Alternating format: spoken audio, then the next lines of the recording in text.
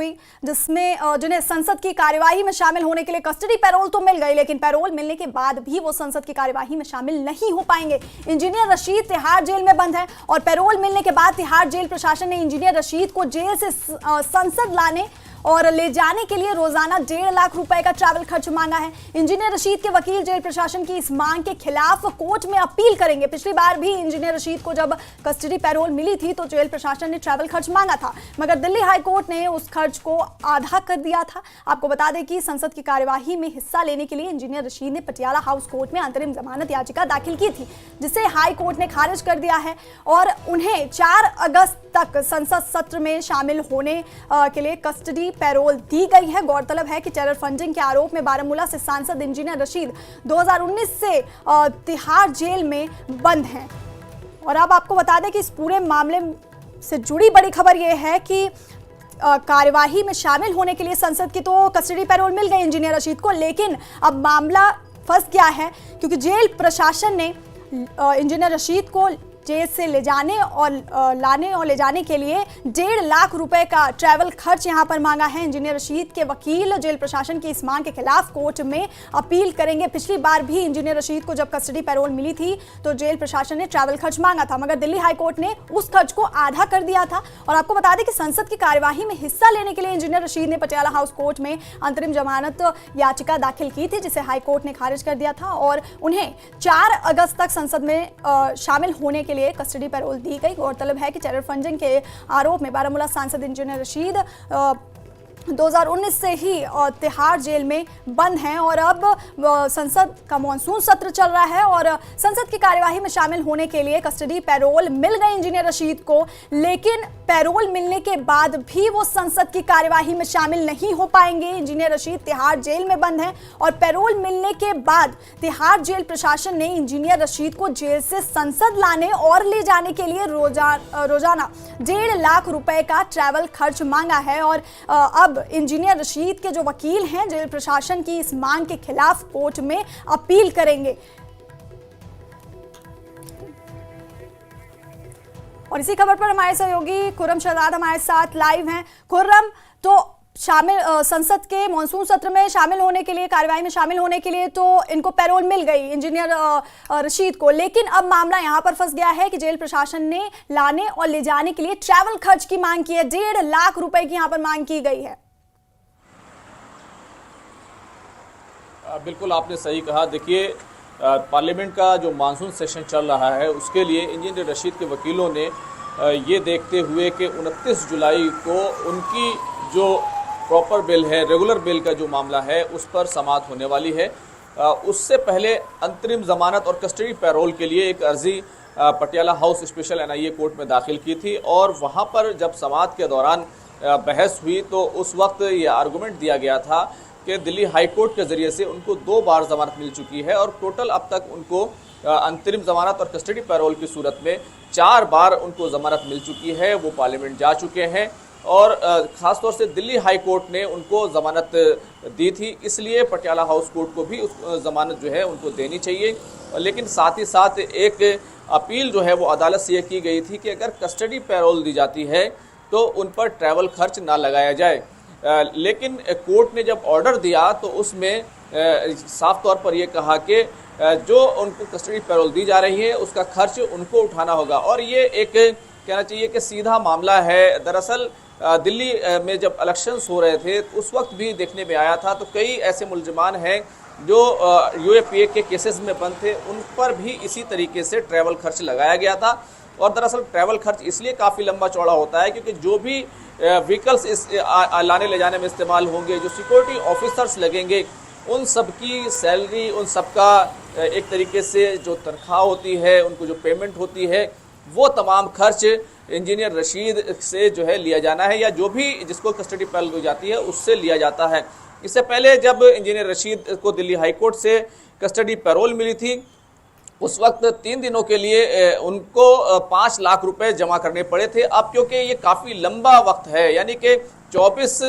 जुलाई से लेकर 4 अगस्त तक उनको लंबी एक तरीके से ज़मानत मिली है, क्योंकि ये सेशन भी काफ़ी लंबा है। 21 जुलाई से 21 अगस्त तक एक तकरीबन जो है पूरे महीने सेशन चलने वाला है। तो उसको देखते हुए इंजीनियर रशीद के वकीलों ने भी समाअत के दौरान भी कहा था, हालांकि एनआईए की तरफ से उस वक्त ये कहते हुए अंतरिम जमानत की मुखालफत की गई थी कि उनको अंतरिम जमानत तो बिल्कुल ना दी जाए, कस्टडी पैरोल दी जाती है तो उन पर ट्रैवल एक्सपेंसेस लगाए जाए, और ये हर तरह के मामले में, इस तरह के मामलों में होता रहा है। अब इंजीनियर रशीद के वकीलों का कहना है कि वो अपील में जा रहे हैं। गुज़िश्ता बार भी वो अपील में गए थे तो दिल्ली हाई कोर्ट ने जेल अथॉरिटी की तरफ से जो तमाम ट्रैवल एक्सपेंसेस लगाए गए थे उसको हाफ कर दिया था। अब एक बार फिर जो है इंजीनियर रशीद के वकील कोर्ट में जाएंगे। खुर्रम आपको रोकना चाहूंगी, और इंजीनियर रशीद के भाई खुर्शीद अहमद शेख हमारे साथ है, एमएलए लंगेट से। खुर्शीद जी, तो पैरोल कस्टडी मिल गई, लेकिन लंबा चौड़ा यहाँ पर ट्रैवल जो खर्च है वो मांगा गया है जेल प्रशासन की तरफ से। जी बिल्कुल, जैसा कि आपको इल्म होगा कि इससे पहले भी जो सेशन जिसके सिर्फ उस वक्त 4 या 5 ही दिन बचे थे, जिस वक्त ऑनरेबल कोर्ट ने कस्टडी पैरोल दिया था, और उस वक्त भी जो है खर्चात जो हैं, जो ट्रैवल एक्सपेंसेस है वो चार्ज किए गए थे, लेकिन फिर हमने बाद में अपील की। लेकिन उस वक्त हमने ऑप्ट किया क्योंकि काफ़ी कम ही दिन बचे हुए थे उस वक्त, और हमने ट्रैवल एक्सपेंसेस उस वक्त डिपॉजिट किए, और अपने खर्चे पे जो है इंजीनियर रशीद साहब पार्लियामेंट गए, पार्लियामेंट उन्होंने अटेंड किया। लेकिन आज चूँकि एक बड़ा सेशन है, और चूँकि आगे भी उनको जो है पार्लियामेंट सेशन अटेंड करना है, तो इसलिए जो आज जो जजमेंट आई, जो ऑर्डर आया ऑनरेबल लोअर कोर्ट की तरफ से, ट्रायल कोर्ट की तरफ से, कि आप जाइए, उन्होंने जो इजाज़त दी कि आप कस्टडी पैरोल हम आपको दे रहे हैं। चूँकि हमने अप्लाई किया था कि फर्स्ट जो हमारी थी प्रेयर के हमें जो है एक इंटरिम बेल दी जाए, लेकिन इन केस अगर किसी वजूहात की बिना पर आप हमें इंटरिम बेल नहीं दे सकते हैं तो हमें कस्टडी पैरोल दे दीजिए। लेकिन इंटरिम बेल तो हमें नहीं मिली, कस्टडी पैरोल मिला। लेकिन कस्टडी पैरोल में फिर से दोबारा जो है ट्रायल कोर्ट की तरफ से ये कंडीशन रखी गई कि आप खर्चा जो हैं, जो इसके ट्रैवल एक्सपेंसेस हैं, वो आपको भरने पड़ेंगे। लेकिन काफ़ी ज़्यादा ट्रैवल एक्सपेंसेस हैं, जैसा कि हमने पहली बार देखा कि अप्रॉक्सीमेटली लगभग 1,45,000, 1.5 लाख के करीब जो है एक दिन का खर्चा भरना। चूँकि हमने आज जो है हमने अपील की है ऑनरेबल हाई कोर्ट में कि इसको वेव ऑफ किया जाए, क्योंकि इंजीनियर रशीद साहब अपने किसी ज़ाती जो है किसी काम की वजह से जो है उनको बाहर नहीं जाना है, बल्कि उनको लोगों की रिप्रेजेंटेशन के लिए, क्योंकि वो 18 लाख 20 लाख लोगों को रिप्रेजेंट करते हैं, उनको लोगों के जो मुतालबात हैं, लोगों के जो एस्पिरेशंस हैं, जो उनके सियासी डिमांडें हैं, जो उनके डेवलपमेंट की डिमांडें हैं, वो पार्लियामेंट में जाके जो है उनको सामने रखनी है और उनको लोगों को रिप्रेजेंट करना है। इस वजह से हमने ये ऑनरेबल हाई कोर्ट में चैलेंज किया है, और लगभग जो है कल इस पे जो है लगभग सुनवाई होगी। जी, और आपको उम्मीद है, क्योंकि पिछली बार भी जब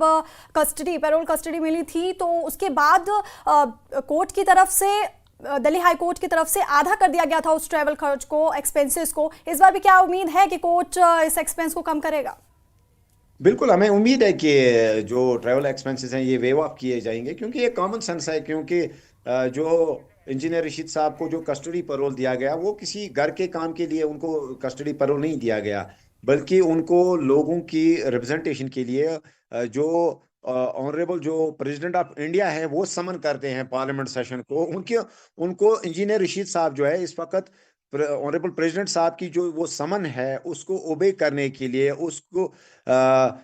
उसको मानने के लिए वो इस वक्त पार्लियामेंट जाना चाहते हैं, और उनको लोगों की रिप्रेजेंटेशन करनी है। खासकर इन हालात में जो आज का मॉनसून सेशन है, इसमें आप देख सकते हैं कि इसमें जम्मू कश्मीर के रिलेटेड जो है काफ़ी सारी वहाँ बहस मुबास होगी, चाहे ऑपरेशन सिंदूर को लेके, चाहे जो शेलिंग हुई उसमें जो काफ़ी सारा एरिया है, बारामूला पार्लियामेंट कॉन्स्टिट्यूंसी, जिस स्पेसिफिक पार्लियामेंट कॉन्स्टिट्यूंसी को इंजीनियर रशीद साहब रिप्रेजेंट करते हैं, बारामूला को, यहाँ जो है शेलिंग से काफ़ी नुकसान हुआ। हम उड़ी की बात करें, हम टंगडार की बात करें, गुरेज की बात करें, या दूसरे जो सरहदी इलाका है करालपुरा की बात करें, या बारामूला की बात करें, तो काफ़ी सारा जो एरिया है जो जहाँ नुकसान हुआ शेलिंग के वक्त, उस पर बात करनी है। वहाँ पे सदन में आके, पार्लियामेंट में आके जो है उनको